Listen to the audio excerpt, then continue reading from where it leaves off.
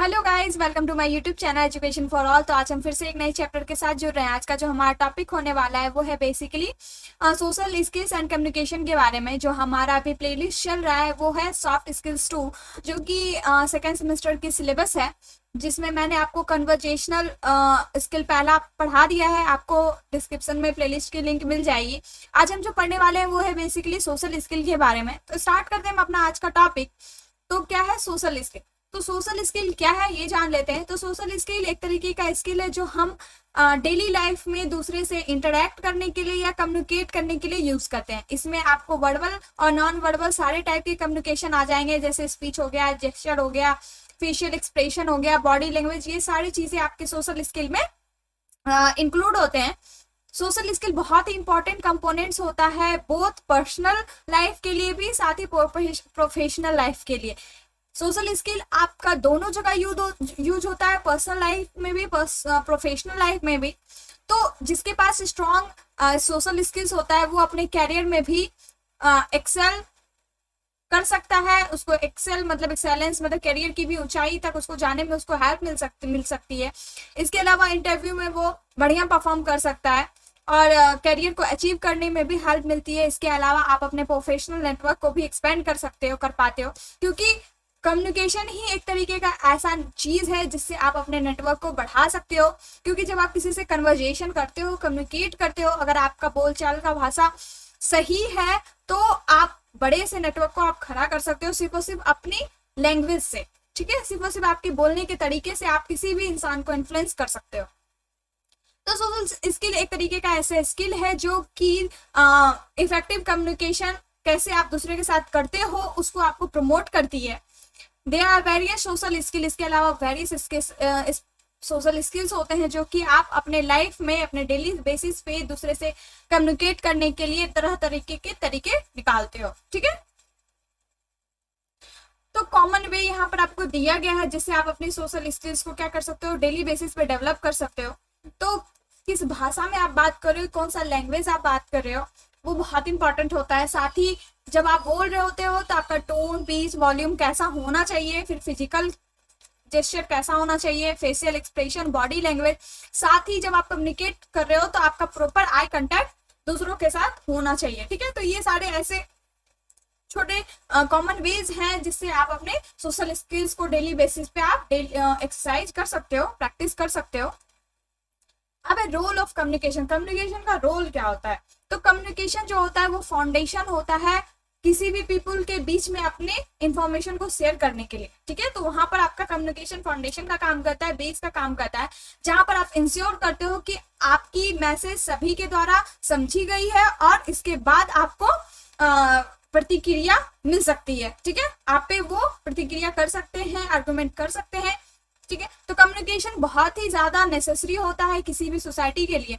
या इमेजिन करना काफी हार्ड होगा कि लाइफ में अगर कोई कम्युनिकेशन ना हो तो इनफैक्ट वहां पर कोई भी ऐसा बंदा जी ही नहीं सकता है बिना कम्युनिकेशन के, पॉसिबल ही नहीं है जीना। तो हम ये श्योरली कह सकते हैं कि यह बहुत ही इंपॉर्टेंट एस्पेक्ट है हमारे लाइफ में, क्योंकि कम्युनिकेशन के ही थ्रू हम अपने आइडियाज को या अपने कॉपरेशन को क्या करते हैं, एक्सचेंज करते हैं, जिससे सोसाइटी क्या होती है, ग्रो कर सकती है, डेवलप कर सकती है। अब इम्पोर्टेंस क्या है कम्युनिकेशन का? तो सबसे पहला है कि इसमें हम अपना आइडियाज को ट्रांसफर करते हैं, फीलिंग को ट्रांसफर करते हैं। तो कोई भी आइडियाज को एक पर्सन से दूसरे पर्सन पे ट्रांसफर करने के लिए कम्युनिकेशन सबसे इंपॉर्टेंट रोल प्ले करता है। एवरी ह्यूमन बींग, सभी ह्यूमन बींग के पास अपने अपने कुछ आइडियाज होते हैं जो उनके माइंड के लिए वो यूनिक होते हैं और वह दूसरे के सामने इस मैसेज या आइडियाज को वो कन्वे कर सकते हैं, करना चाहते हैं। जब तक कोई पर्सन किसी से कम्युनिकेट नहीं करता है या फिर आइडिया शेयर नहीं करता है तो वो कभी दूसरे को ये नहीं जान पाएगा, नहीं जाना पाएगा कि वो उसके दिमाग में क्या चल रहा है, वो क्या सोच रहा है। ठीक है, अब interaction with society. Interaction with society बहुत इंपॉर्टेंट होती है। तो ह्यूमन जो होते हैं वो सोशल एनिमल है, सामाजिक जानवर होते हैं। जानवर मतलब ये नहीं, ह्यूमन जो होते हैं वो सोशल एनिमल्स में आते हैं। ठीक है, तो उन्हें नहीं चाह के भी एक दूसरे से इंटरेक्ट करना ही पड़ता है, उन्हें करना जरूरी है। तो इट इज हाईली इंपॉर्टेंट, यह बहुत ही इंपॉर्टेंट है कि हम अपने सराउंडिंग में, अपने सराउंडिंग के आसपास में जितने भी लोग रह रहे हैं उनसे क्या करें, इंटरेक्ट करें। जब हम लोगों से बात करते हैं तब हम उन्हें जान पाते हैं, उनके क्वेश्चन पे रिएक्ट कर पाते हैं, कमेंट्स करते हैं, एक्शन करते हैं, फिर इसे ही हम क्या कहते हैं, हेल्दी कम्युनिकेशन। और हेल्दी कम्युनिकेशन एक हेल्दी सोसाइटी के लिए बहुत ही इंपॉर्टेंट होती है। ठीक है, अब है और एजुकेशन। ठीक है, तो किसी को एजुकेट करने के लिए भी हमें क्या करना होता है, अपने आइडियाज को या फिर सिलेबस के रिगार्डिंग इंफॉर्मेशन को या फिर स्टडी मटेरियल को स्टूडेंट के सामने रखना पड़ता है, स्टूडेंट से कम्युनिकेट करना पड़ता है। तो अगर कोई टीचर अपने स्टूडेंट से बहुत अच्छे तरीके से कम्युनिकेट कर पा रहा है तो उसके स्टूडेंट हमेशा क्या रहेंगे, सेटिस्फाई रहेंगे उससे, साथ ही वो ज्यादा से ज्यादा नॉलेज गेन कर पाएंगे। Inefficient communication can lead to transfer ambiguous knowledge. मतलब अगर इनसफिशिएंट कम्युनिकेशन चल रहा है तो उससे क्या होता है, आधा अधूरा ज्ञान का ट्रांसफर होता है, जो कि क्या है, सही नहीं है। अब है to entertain world. Entertainment today is mostly based on the channel of mass communication. देखो, जो आज का जो एंटरटेनमेंट है वो बेसिकली मास कम्युनिकेशन के चैनल पे बेस्ड है, जैसे फिल्म हो गया, टेलीविजन हो गया। इसके अलावा जो इंटरनेट है वो अनदर कॉमन प्लेटफॉर्म है एंटरटेनमेंट के लिए, विच अगेन जो कि दोबारा से क्या है, एक मोड ऑफ कम्युनिकेशन है। In short, we can easily say that communication and entertainment are intertwined in today's world। तो हम शॉर्ट में कह सकते हैं कि जो कम्युनिकेशन है और एंटरटेनमेंट है वो क्या है, एक दूसरे से ट्विन है। मतलब कम्युनिकेशन है तो एंटरटेनमेंट है, एंटरटेनमेंट है तो कम्युनिकेशन है, तो एक क्या है, ट्विनिंग है, अच्छी ट्विनिंग है इन दोनों के बीच में। अब क्या है, to understand the world.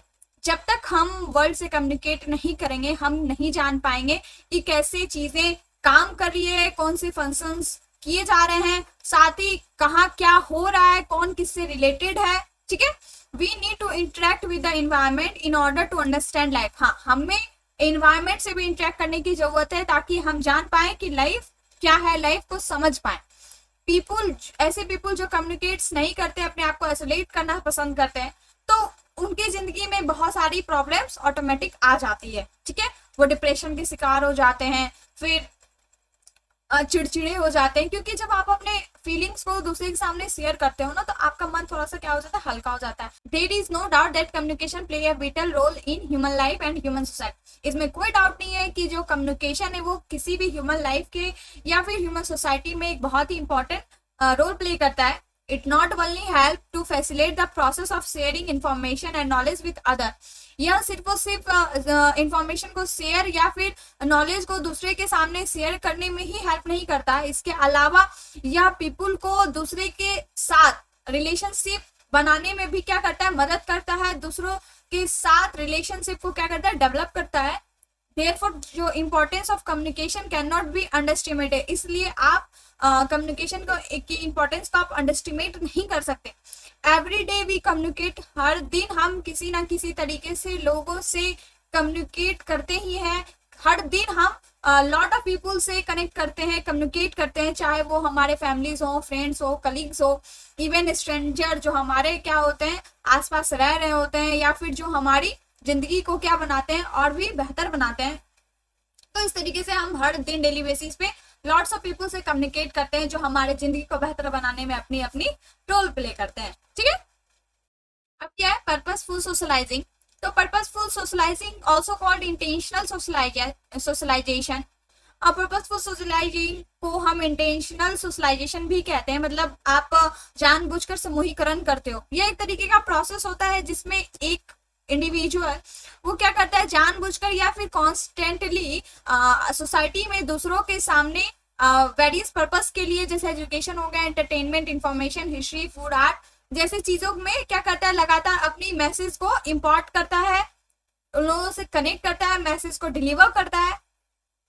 For every minimal activity communication is required. तो आप देख पाओगे कि कुछ भी छोटी से छोटी एक्टिविटी के लिए अभी आपको कम्युनिकेशन जरूरी होती है।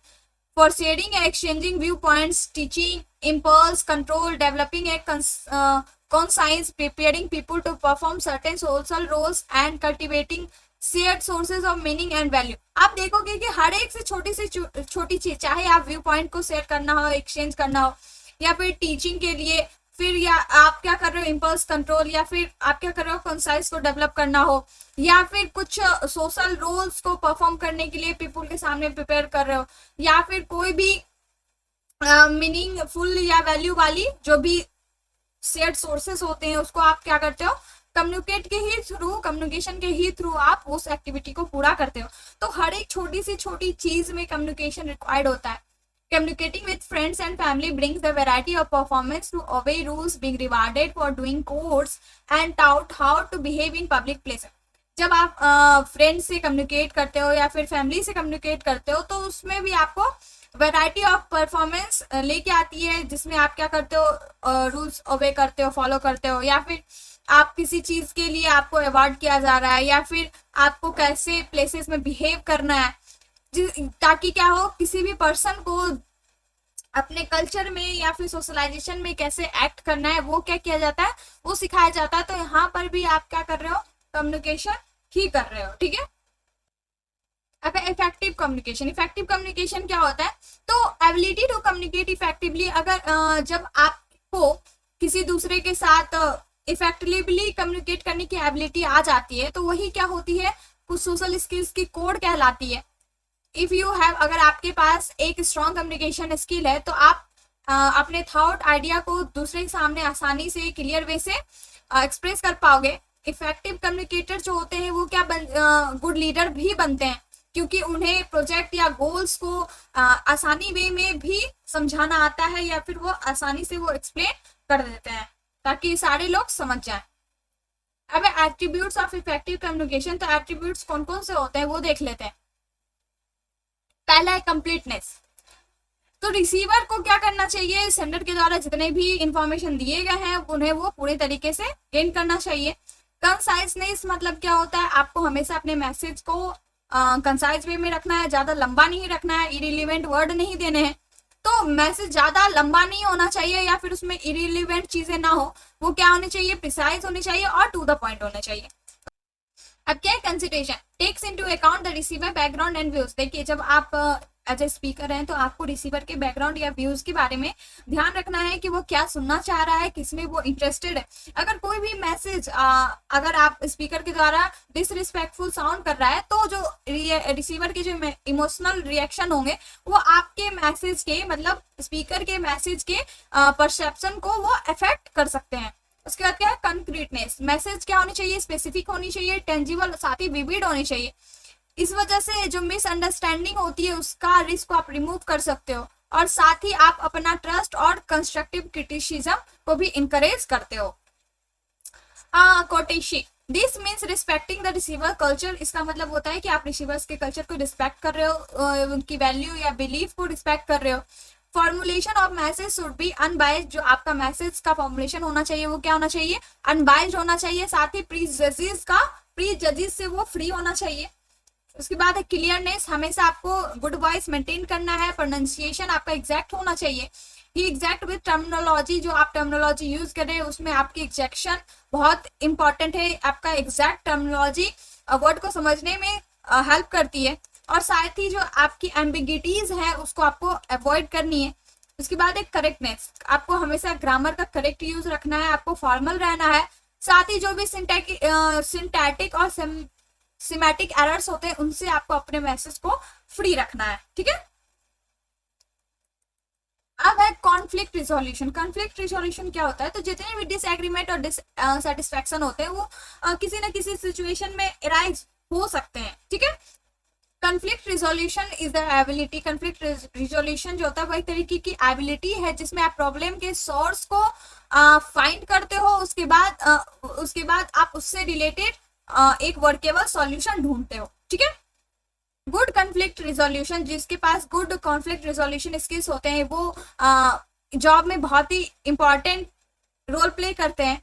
वो शायद आपके एचआर के पोजीशन पे वो ज्यादा वेल सूटेड रहते हैं। Where you will often address disagreement between employ और in a customer service role. इसके अलावा आप ये भी देखे होंगे कि कस्टमर सर्विस रोल और एम्प्लॉय के बीच में भी डिसएग्रीमेंट का एड्रेसिंग होता है, जहां पर आप क्या करते हो, कॉन्फ्लिक्ट्स, क्लाइंट्स के जो भी कॉन्फ्लिक्ट्स होते हैं उसको रिजॉल्व करते हो। साथ ही जो भी कंपनी के प्रोडक्ट्स, सर्विस या पॉलिसीज में जो क्लाइंट्स को कन्फ्लिक्शन आ रही है वो भी आप क्या करते हो, रिजॉल्व करते हो। कॉन्फ्लिक्ट कैन अकर बिटवीन, जो कॉन्फ्लिक्ट होता है वो कहीं भी अकर हो सकता है। चाहे वो कोवर्कर के बीच हो या मैनेजर के बीच हो या फिर मैनेजर मेंबर के बीच हो या फिर मैनेजर टीम के बीच हो, सर्विस प्रोवाइडर या कस्टमर क्लाइंट के बीच हो, किसी के बीच में हो सकता है। इट कैन अकर बिटवीन या ग्रुप्स ऑफ पीपल के बीच में भी अकर हो सकता है, जैसे कि मैनेजमेंट हो गया और उनके वर्क फोर्स या फिर उनके इंटायर डिपार्टमेंट के बीच में हो गया। जब डिस्प्यूट अराइज होता है तो बेस्ट कोर्स ऑफ एक्शन होता है कि निगोशिएशन करना, जिससे प्रॉब्लम को क्या किया जा सके, रिजॉल्व किया जा सके। निगोशिएशन से आप प्रॉब्लम को आसानी से क्विकली रिजॉल्व कर सकते हो। उसके बाद आपको सॉल्यूशन को आइडेंटिफाई करना है ताकि हर एक पार्टी क्या हो, उस सॉल्यूशन पे एग्री करे, जिससे आपका रिलेशनशिप अपने ग्रुप से क्या हो सके, इंप्रूव हो सके और आप क्या कर सको, कॉन्फ्लिक्ट्स को फ्री कर सको, रिमूव कर सको। अब रिलेशनशिप मैनेजमेंट क्या होता है? तो रिलेशनशिप मैनेजमेंट यह एक तरह की एबिलिटी होती है जिससे आप इंपॉर्टेंट कनेक्शन के साथ आप रिलेशनशिप मेंटेन करते हो या फिर उनसे आप कनेक्शन को बिल्डअप करते हो। ठीक है। एग्जीक्यूटिव इन ऑर्गेनाइजेशन, जो ऑर्गेनाइजेशन में एग्जीक्यूटिव होते हैं, टिपिकली वही रिलेशनशिप अपने स्टेक होल्डर और इन्वेस्टर से मैनेज करते हैं। However, this is an important, इसके अलावा ये बहुत इंपॉर्टेंट होता है। साथ ही आपका अदर रोल में भी यूजफुल स्किल्स आपके आने चाहिए, जैसे कि आप कोई जॉब कर रहे हैं कस्टमर सर्विस का, ठीक है, तो आपको शायद रिलेशनशिप मैनेजमेंट की भी रिस्पॉन्सिबिलिटी दी जा सकती है between your company and specific set of clients.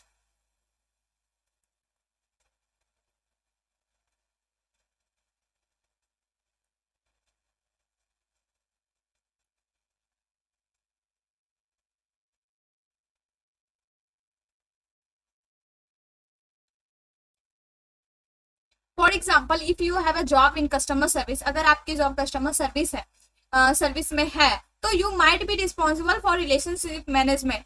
तो आपको भरसक रिलेशनशिप मैनेजमेंट की रिस्पॉन्सिबिलिटी दी जा सकती है, जिसमें आपको कंपनी और अपने क्लाइंट के स्पेसिफिक सेट के बीच में रिलेशनशिप बना के उसको मैनेज करके रखना पड़ेगा। ये आपकी रिस्पॉन्सिबिलिटी होती है या दी जा सकती है।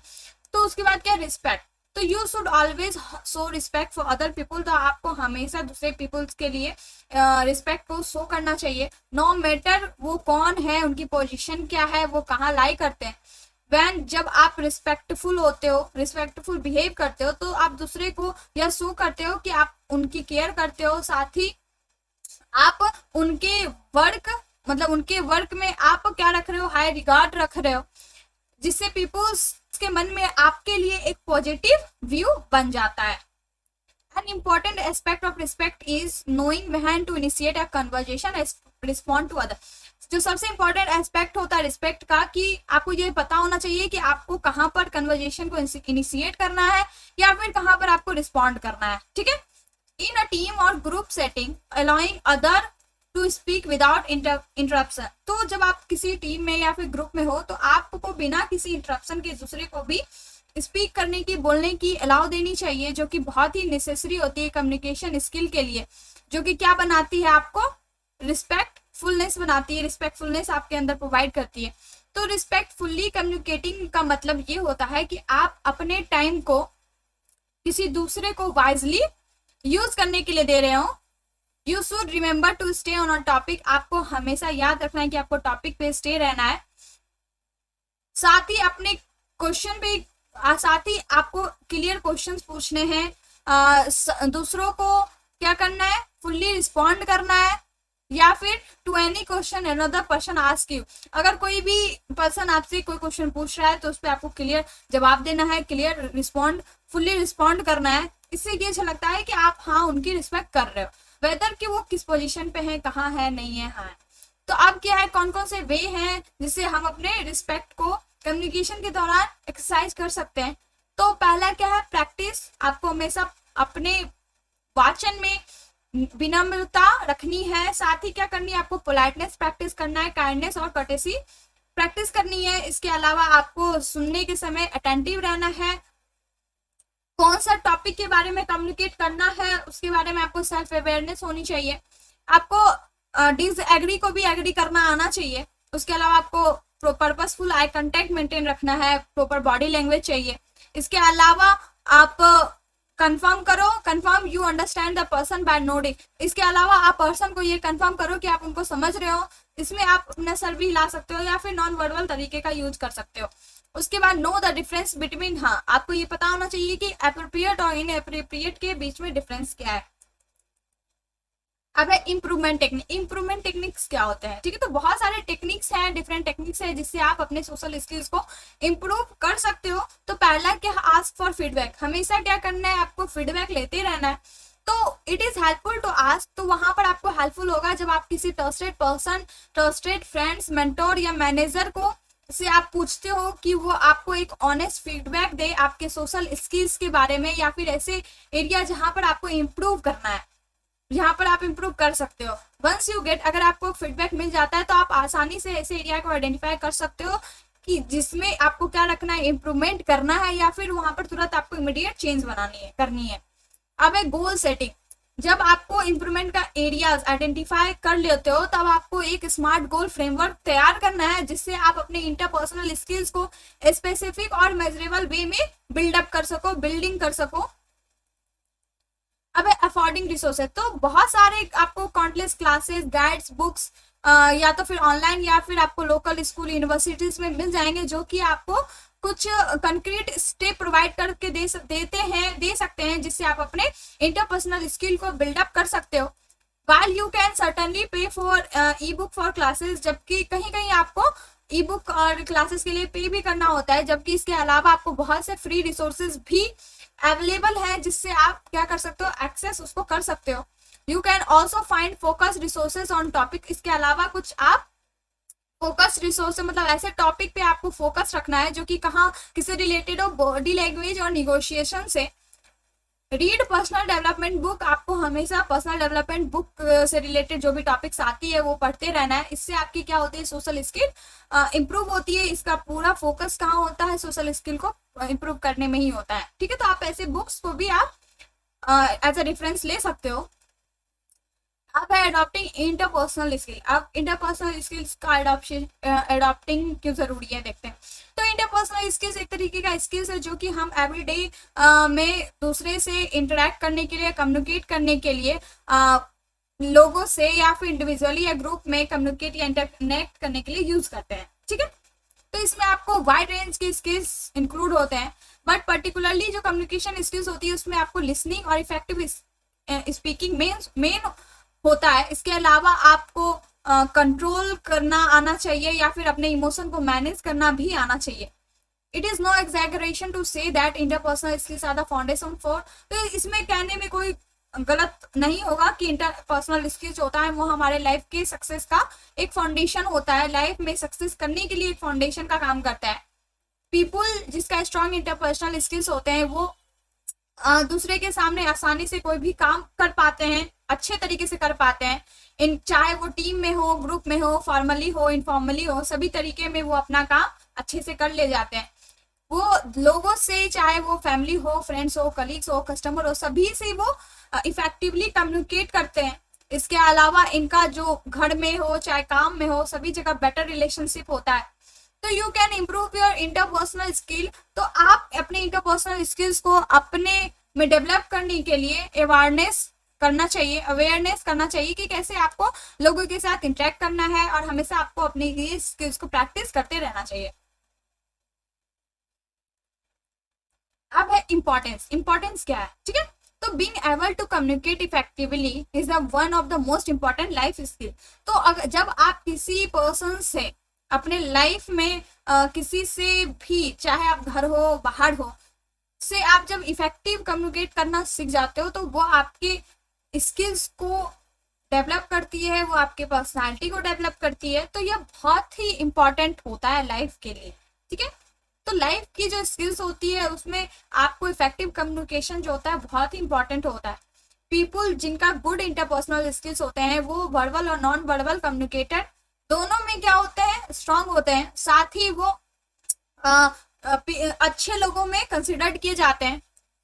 मीटिंग सोशल एक्सपेक्टेशन, वो सोशल एक्सपेक्टेशन को क्या करते हैं, मीट करते हैं। It not only help to transmit our feeling idea to other people, या सिर्फ और सिर्फ हमें अपने आइडियाज या फिर फीलिंग को दूसरे के सामने ट्रांसमिट करने में हेल्प करता है। इसके अलावा यह दूसरे के थॉट और इमोशन को भी समझने में हेल्प करती है।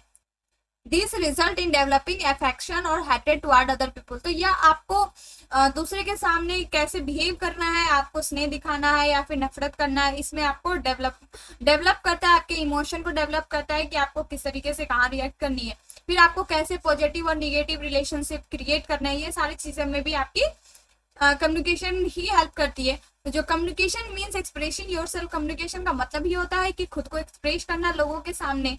तभी पीपल्स आपको या आपकी पर्सनैलिटी को वो जान पाएंगे कि आप किस काइंड के पर्सन हो। तो बेसिक फंक्शन जो होता है कम्युनिकेशन का, वो प्रोफेशनल लेवल पे ऑर्गेनाइज, परसुएड और मोटिवेट करना होता है। अभी इंपॉर्टेंस ऑफ कम्युनिकेशन, तो यहाँ पे आपको कुछ इंपॉर्टेंस दिया गया है। तो पहला आपको डिसीजन मेकिंग और प्लानिंग आ जाती है, साथ ही आप ऑर्गेनाइजेशन में स्मूथ और एफिशिएंट काम करते हो। फैसिलिटेट्स कोऑर्डिनेशन करने में भी आपको सुविधा होती है, साथ ही ऑर्गेनाइजेशनल पीस को प्रमोट करता है। इसके अलावा आप लोगों से एक इफेक्टिव रिलेशनशिप स्टैब्लिश करते हो, फिर मिसअंडरस्टैंडिंग को एलिमिनेट करते हो। डेमोक्रेटिक मैनेजमेंट एंड कंट्रोल, तो बेसिकली इसमें आप क्या करते हो, टीम मेंबर की तरह इन्वॉल्व होते हो, जिसमें आप डिसीजन मेकिंग प्रोसेस में आप पार्टिसिपेट करते हो। इसके अलावा आपको पब्लिक रिलेशन बनाने में भी हेल्प मिलती है। तो आपका ये बेसिक यूनिट 2 सॉफ्ट स्किल्स की कंप्लीट हो गई है। अगर आपको कहीं से कोई भी दिक्कत आ रही है तो आप कमेंट में जरूर पूछना। इसके अलावा अगर वीडियो अच्छी लगे तो लाइक कर देना, शेयर कर देना, सब्सक्राइब कर देना। आज के लिए बस इतना ही, मिलते हैं नेक्स्ट वीडियो में, तब तक के लिए बाय बाय।